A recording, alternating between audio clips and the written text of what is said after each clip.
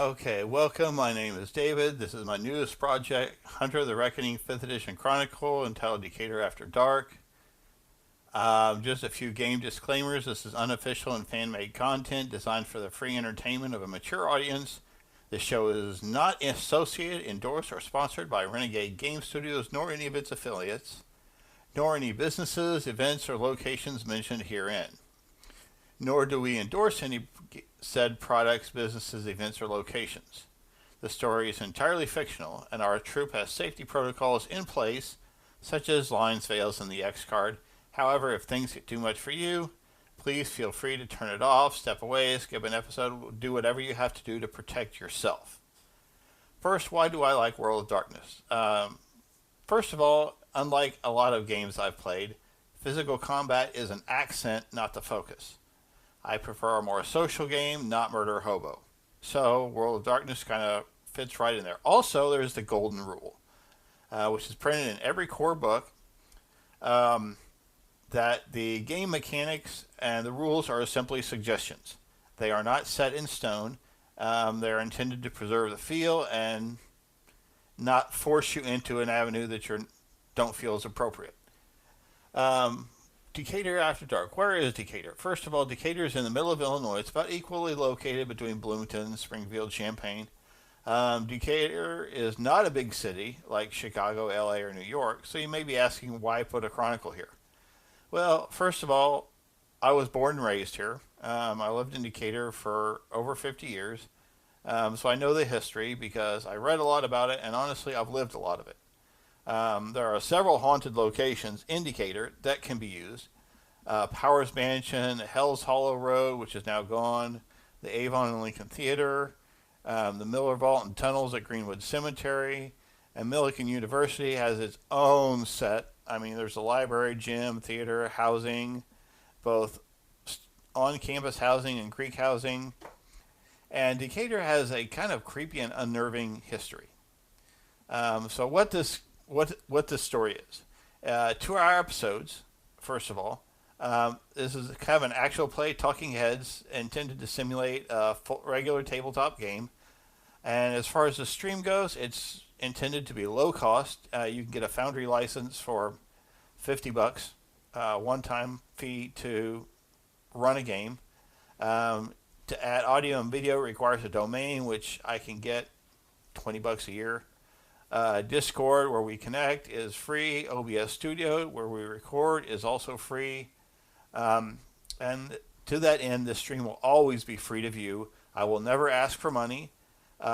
If you want to support it, just subscribe to the channel. None of us are professionals. We just enjoy the hobby. So we're not here to make a living. We're here to provide different and unique content because, let's face it, vampire shows are everywhere. I mean, they're everywhere.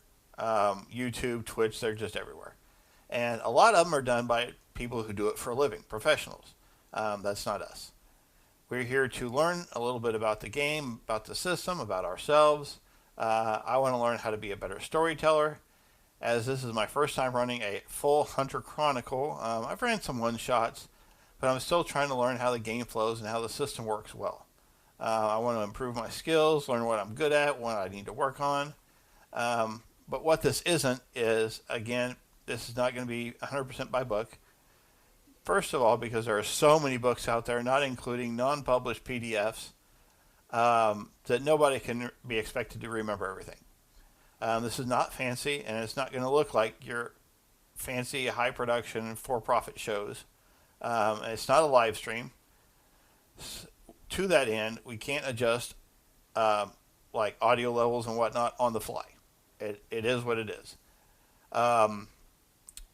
But that also means that you don't have to set aside time in your calendar to make sure you see the episode. You can just view it whenever you want. But why we only do a 2 hour show is, first of all, when you do download it, if you need to listen to it or view it on the go on your time, there's smaller file sizes that take up less space on your device. And in my experience, also, people tend to fade in longer games. I've run 4 hour games, and after a couple hours, people tend to fade. Their interest fades, their role play suffers, and a 2 hour show just avoids that. Um, it also eliminates the need for a lot of breaks during the show, for bathroom breaks or food snack breaks, whatever, which provides better continuity, in my opinion, and a smoother flow of the session. And it takes less of everyone's time because everybody's busy these days. Um, I do encourage people to comment on the show with your suggestions, feedback, good or bad comments. The schedule I'm planning is May 5th. We're planning a session 0 to build characters, set up chronicle tenants, etc. And then I will do a series of solo episodes where the characters awaken their individual drives. And then starting on June 2nd, I plan to start recording the actual chronicle, and I will post it to YouTube on my channel, usually within 2 hours of we're done. No guarantees though. However, again, this is my first try, and I hope you enjoy the content we create and enjoy watching. Thank you.